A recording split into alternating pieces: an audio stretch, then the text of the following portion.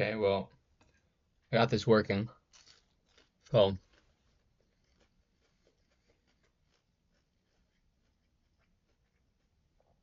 I guess now that I'm recording, I'll just like leave it naturally. Whatever floats my boat, I guess. Well, because I'm eating right now, so I think the reason I'm talking to myself in quite a like disorganized manner is because I think I'm just gonna wait until I finish eating these nuggets that I put in an air fryer with this sweet chili sauce. I'm gonna wait until I finish eating so that I'm like I can sit down and then maybe do a little bit of other multitasking, but like, really talk about why I'm recording. But there's this as well. I guess it can help as like a being a little ritual, help me set the tone. Like in my head, I'm thinking, even though you're making a video, don't try to pull yourself outside of your like day-to-day reality. The reason why you want to make videos is because you want to be sincere. Um,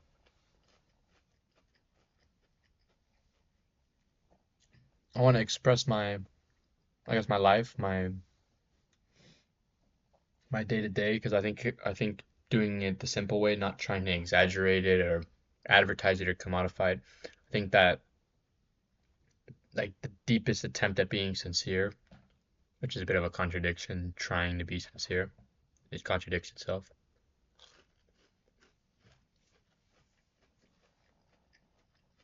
But anyways, I think being sincere brings some kind of uh realism, some kind of like sharing relatability with the audience and the producer.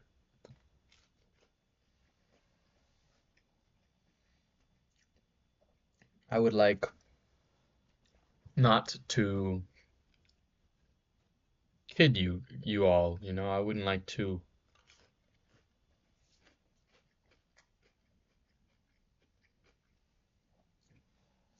I wouldn't want to exploit your attention and your desire for something stimulating. I want to, in fact, kind of deprogram you, if anything, if I can even do that. Deprogram this,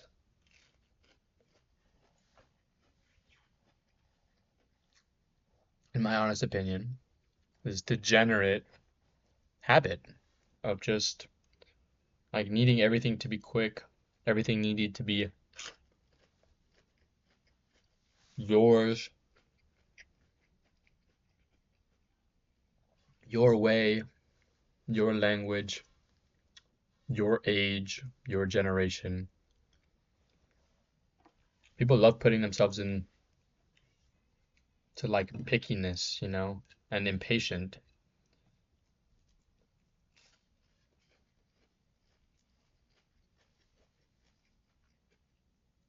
People want, like I said in my last video, to shorten or compress the very concepts of space and time.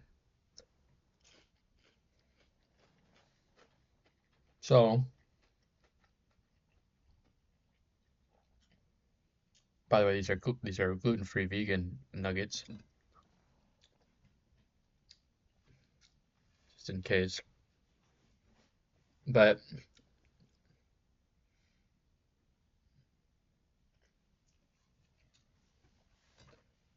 people do wish to compress space and time, and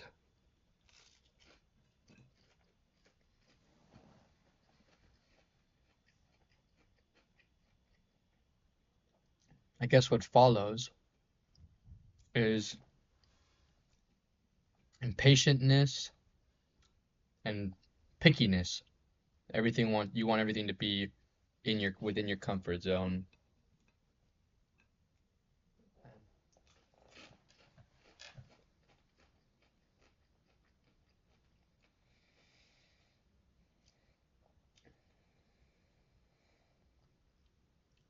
Yeah, that's really it. That's the lesson of my desire to introduce something that's not as stimulating, not as planned, not as advertising, as just me eating right before the start of my video. Something that's me time. That's my thing. Because I wonder how fraudulent I would feel if I just like started a video immediately with this impression of like, yeah, I'm super ready to start talking about this specific thing. I know everything about what it is. I have the exact passion I need to talk about this subject. When in reality, the reason I would be making a video is because I thought of something, a subject that I haven't talked about that I would really love to put out there and publish. But, then I'm like, okay, well, let me now think about like how do I do that and make it get views. It's like, no, scratch that idea. Okay. But how do we scratch an idea? That's a bit trickier. Because, deep down you're like, well, this is the easiest way, this is what I've learned, makes me money. It's like the way I should be doing things. And that's why space and time is so important.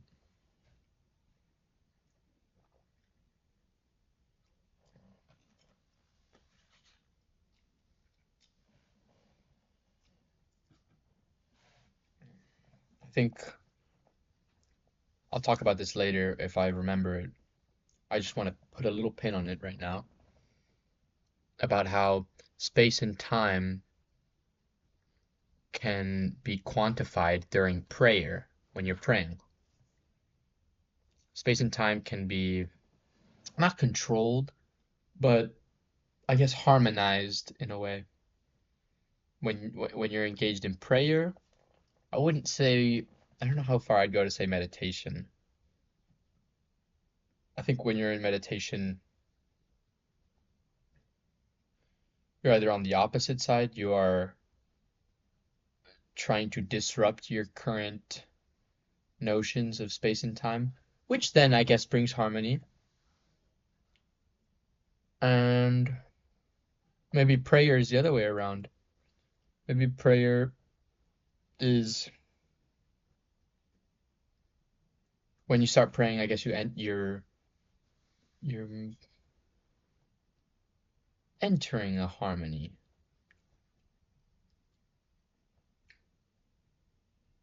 which might be why I think it feels like a waste of time to pray because you think it requires a lot of time.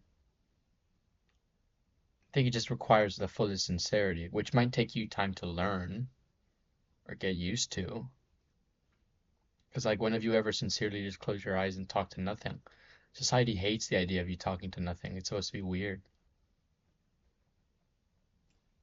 which is I'm technically doing right now. So I'm glad I didn't ignore this pin I wanted to put on, because now I've reached this new conclusion. But I think I can also remember to trace back to what I was talking about originally, which was the need to not kind of try and try and make a piece of art knowing exactly what you're going to talk about, not to express something with the purest, like most structured plan of what and how it goes. And I think that's really hard for YouTube creators because, they publish a YouTube video and then they see this like visual representation of their success on that video. They see it go up or they see it not go up as much. And then they kind of determine in their heads like, okay, so then like this is like my good art and this is my bad art. And like it kill like that kind of like, all right, well in the future, in my next video, I'm gonna just kind of adhere to this new successful impression I have of my content. And that's why I think it's like almost all content creators, they go through this filter, this great filter as artists, when they're deciding like, okay, can I beat the insecurity to be a successful artist and be a successful artist, always be a successful artist? Or will being a successful artist be the end of me as a successful artist? I'm certain that as an artist you can always jump back into it if you failed to be an artist. You can always jump back. You just have to be humble about it.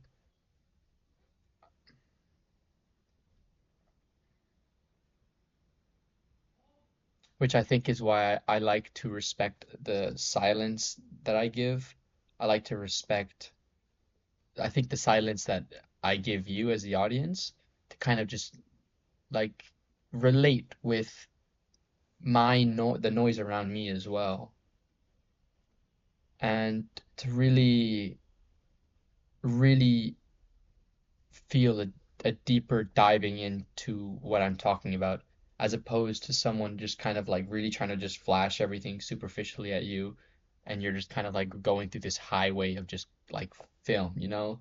In the same way, like film is just tiny little pictures spun at an incredibly fast speed. Now that we have this beautiful technological opportunity that is recording film, like the exact thing, almost the exact thing that's happening, with the exception of what's in front of me, which is a window, um, and then some paintings right here in front of me.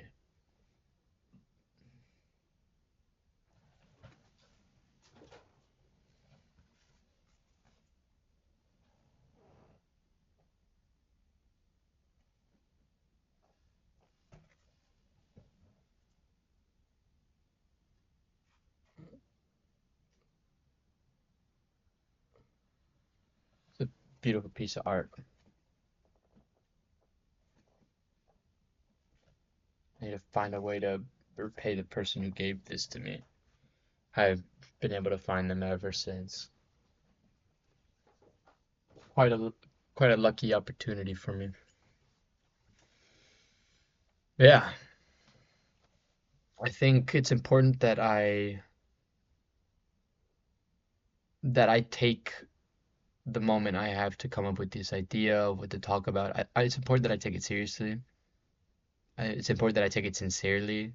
It's not just me trying to make content and make it fast paced and super interesting and stimulating, and then, for the sake of what? So that my whole purpose in helping people is just turned into a commodification? Fuck no.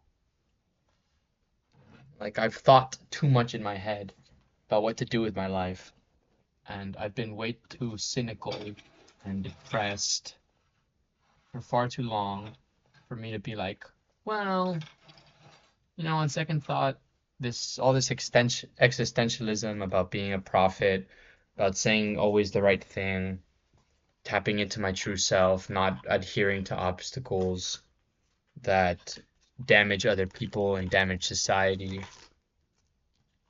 Those things. There's obviously other obstacles like mental obstacles, addictions. We're human beings after all. But the Bible didn't account for, and not just the Bible, I'm not just a Christian. Let's not be crazy here. A lot of things.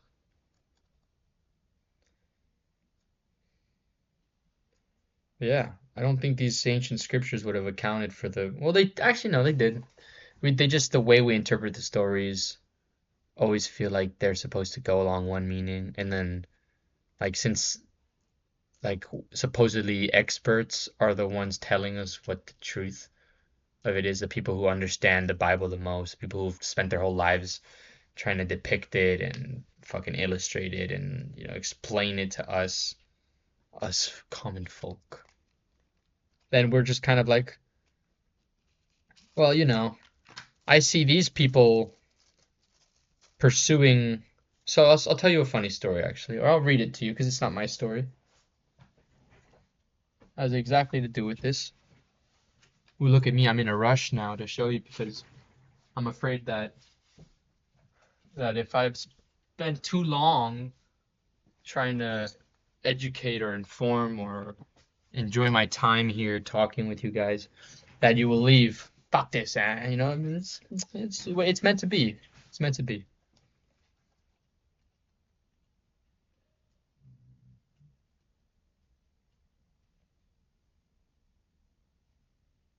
There's a lot in this book, by the way, that I'm just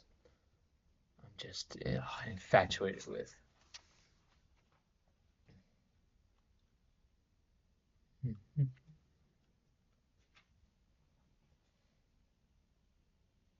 Well, here's one that says, prayer is a path where there is none, which is a great. What if neither my heart nor my mind can help me find the way? And Jacob answered, prayer is a path where there is none. And this is what I've just been, rambling about, which now I'm reading. One evening in the late quiet of the bakery, Jacob stood next to a stack of breadboards freshly powdered with dry cornmeal. He touched his right forefinger to his lips, and then with the same finger began drawing a repetitive image in the cornmeal. Jacob was drawing the Hebrew letter Aleph, the silent first letter in the alphabet. Okay, before anyone gets all politically correct about the controversies of Judaism, hey, there's good and bad people everywhere. And, it has nothing to do with Israel. I think the real scriptures of Judaism, the real followers, they're not really from Israel. I don't think they are. I think Israel is just to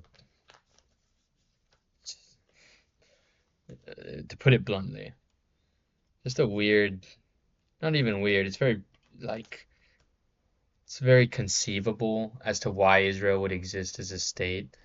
But it's just also such an example of our inability to be tolerant as a global society, the distrust that countries have with each other, just this raging, defensive, and you could say, oh, with good reason, look at our history. It's like, look what the history has taught us. History has taught us that we don't even learn from history. That's the one thing history has taught us. Shout out to my what teacher was he? I had a very good university teacher. I think his name was Mr. Daniel Rickles. I think he was British. He was a brilliant man. And I dropped out of university in my second year because I just did not. Well, you know me. My personality would not feel very comfortable being in a university where, well, it was a university on global governance, business, law, and economic order. So a lot of things that kind of people I was being taught in school that I just didn't agree with, and people were like, "Well, you got to know this," and it's like, "Well, I denounce this, I hate this. This is evil."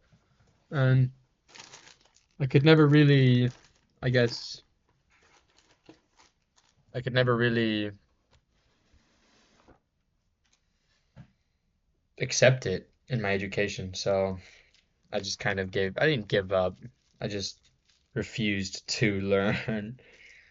A little bit ignorant on my end. I could have used, I could have learned from what the people who I fear are the most ignorant feel so confident about, if that makes sense.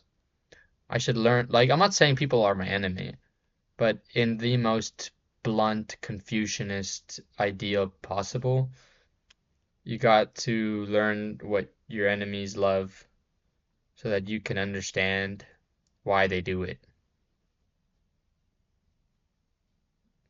And once you understand, you can forgive. Once you forgive, you can not forget, but there's no need for you to remember anymore, because in theory, if you've truly forgiven someone, it means it's because you're able to forgive them, which means that you have such a good reason in your heart to say, this person is capable of being loved. I'm capable of loving them again. I can see that. So I'm forgiving them.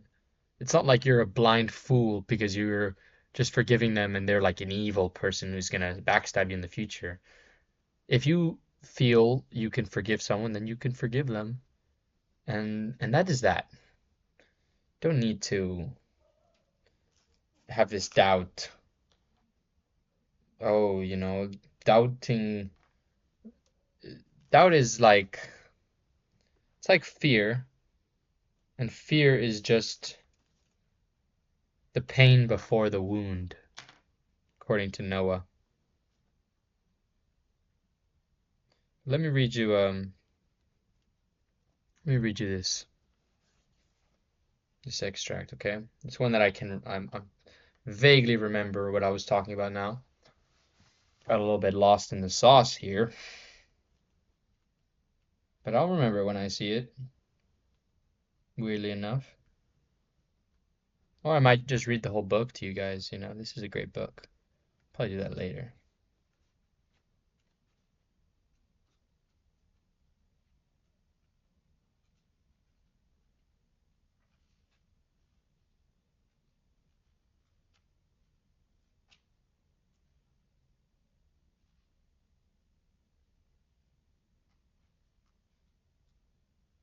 Okay, remembered which one it was.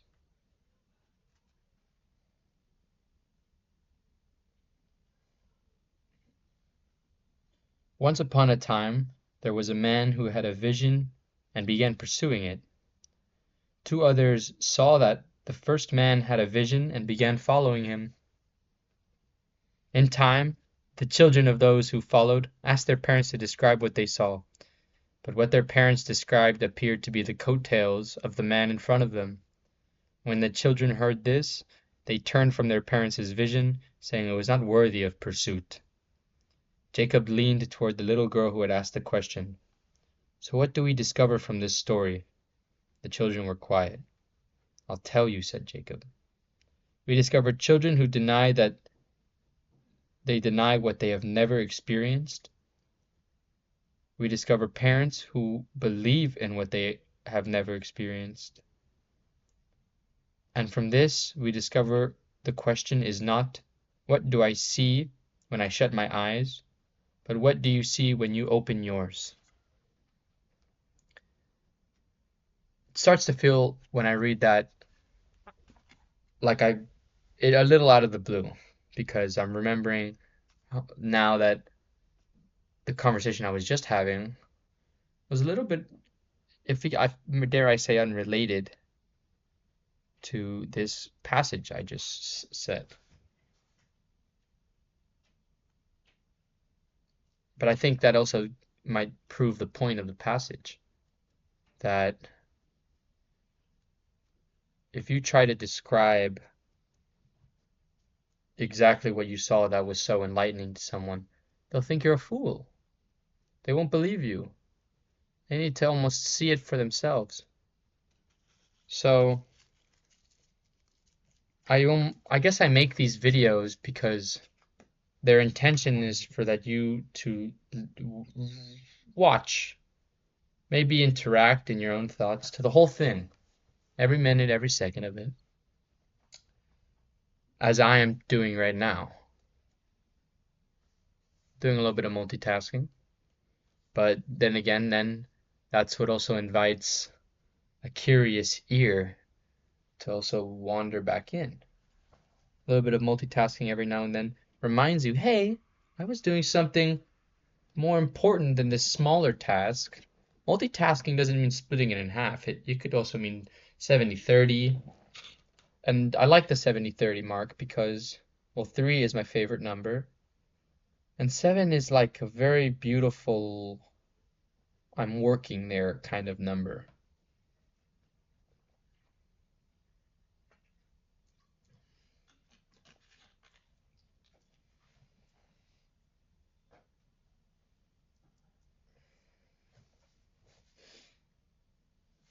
So, we're back.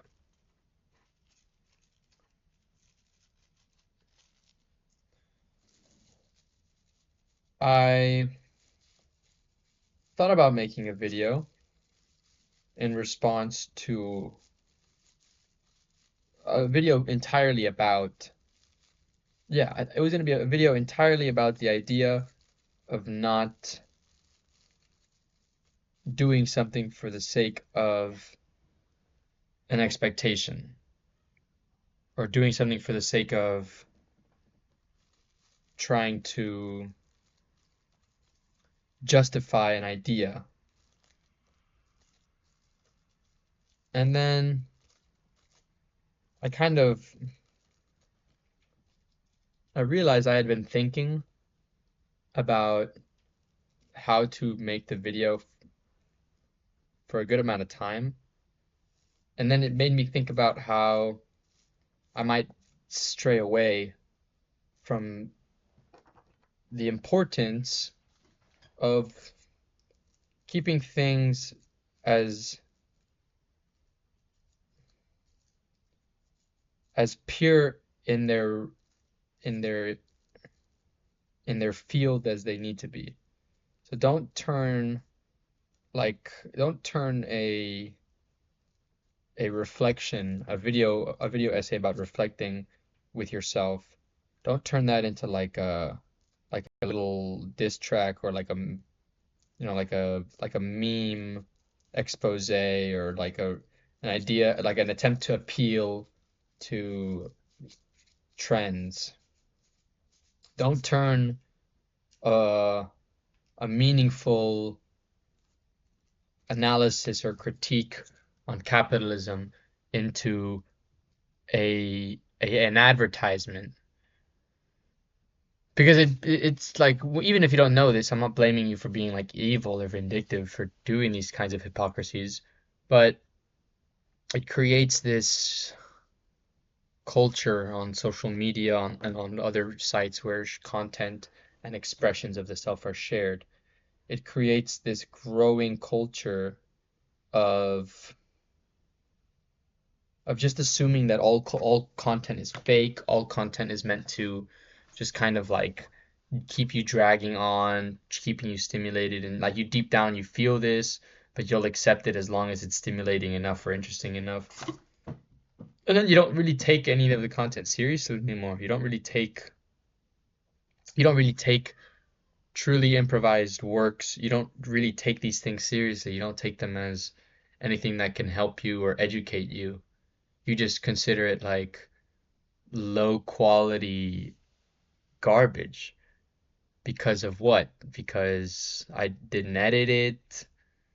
Like, I think the most valuable things that come from these talks is my sincerity and my experience. And I can only be honest, I can only be sincere if I'm being honest with you guys. And I can only really share my experiences if I'm being honest. How am I going to share them if I'm lying, you know? So I think with that being said, I will read to you this piece that I was um, writing while waiting to set up the video, while I was waiting for my food to be ready. I was just kind of sitting. No, I wasn't. I was walking around actually. I was walking in circles on my phone, trying to think of like the idea of this video. Because the last time I made a video, I didn't really think too much about it. I just thought that I cared enough about expressing myself that I wanted to put it into a video, into the video form. So I kind of went a little bit unprepared at it. And I enjoyed it so much that I realized it wasn't that the specific thing I did, which is go in unprepared, it wasn't that I enjoyed. It's that I planned to go in unprepared, and I enjoyed that plan that I made because I stuck to that plan. I kept being unprepared. Now with this video, I am kind of using a little bit of preparation because I was thinking about this, and I was like, okay, I'm gonna write a little bit about this. I'm gonna think like what I really mean. I wrote a couple sentences down about like the main title of what I wanted the video to be. And then I would write it again to try and like get a better grasp at it. Like, how do I rephrase this? And then I just kept going until I really clicked. And then I started writing from there. So I wrote first, if only a sentence is needed, then do not stress as to why it is needed. And then I expanded on this. I said, do not expand ideas into a theatrical when they can be explained in a sentence. Then I went again and added another sentence, another phrase. to go along with this title. Sometimes the title must be ignored in order to keep a story fantastic. And I think that's when I finally felt what it was I was trying to talk about. This idea of like, why am I making what's the purpose of me making a video? What's the purpose behind it? How do I feel about it? And I really wanted to make a video about this so that I can come to terms with myself and understand really why there are good things to come from uploading videos, and it's not just like a money scheme or like this degenerate and like deep down this like subconsciously negative thing that is just exploitative. Like I didn't want to ever go there. So it was a little hard to muster up the courage to make a video. And like also the fear and insecurity of like how the video will go, if the video is even worth watching. And then I realized, well, hey, this is my art style, I guess. This is my like authentic art style. I'm sure other people believe the same way I do, and they apply that to their art in their way, but it's very similar. But I guess I'm showing my side of my art in this way, in like video format way. Yeah. So going on from that sentence, I'll keep reading. I've noticed recently a familiar pattern that people will always follow when a part of them is born, like an idea, a piece of work, art. The pattern of relying on patterns instead of relying on nothing. Normally, I'd see in front of me what my objective will be, based on what is in front of me. But it is already an illusion, a memory, by the time you can comprehend what it is prompting you to do. If you think of a phrase or thought, express that thought. If it is a concept that expresses everything and nothing, which is duality, then you can practice this duality with an in-depth and evolving ritual. If it is so specific that it can be understood with a sentence, then of course, get to the end of the sentence. But of course, if there is no initial point to your thought, then by all means take all the time that you want. Writing while walking around thinking about cleaning my dishes and also what I intend to do when I make a video. I think a lot of creators don't trust their audiences, and in not doing so, they feel prompted to lend a helping hand of relatability.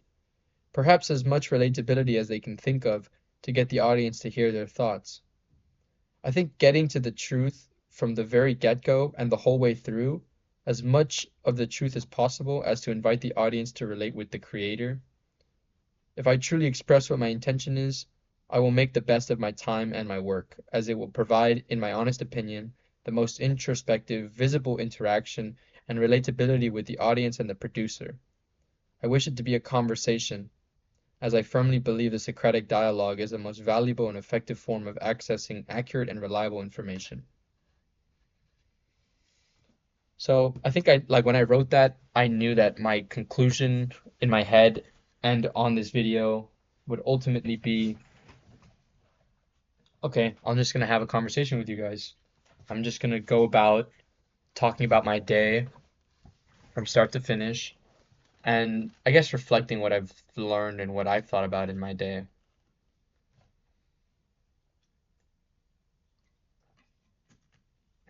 Has to be as honest as possible.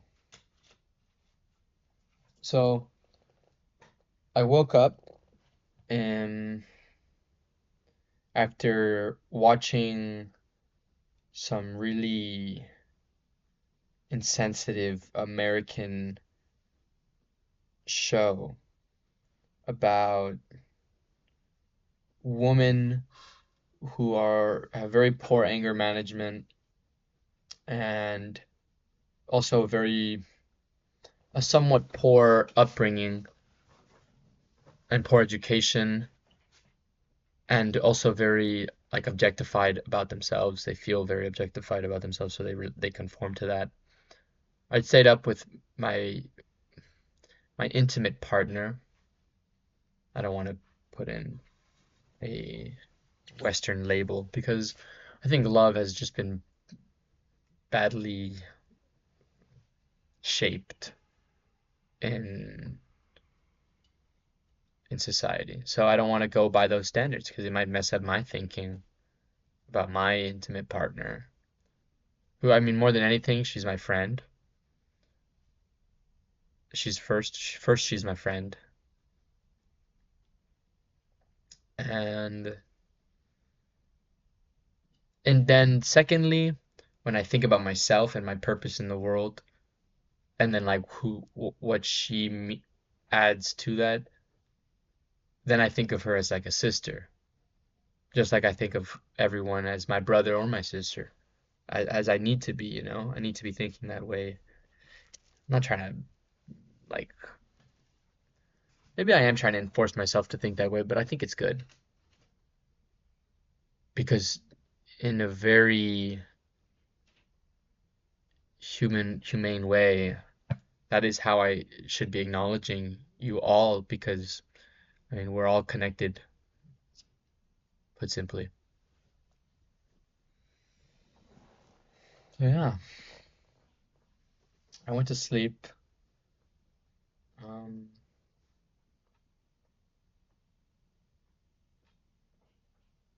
watching that. All right. I think I've noticed now I'm getting a little distracted. I'm feeling a little bit pressured because I mean I thought it was a great idea to have the opportunity to talk about my day because I was thinking, hey, you know, there's some things that happened in my day that might be of interest to talk about. So I'll just give some time of my head to think.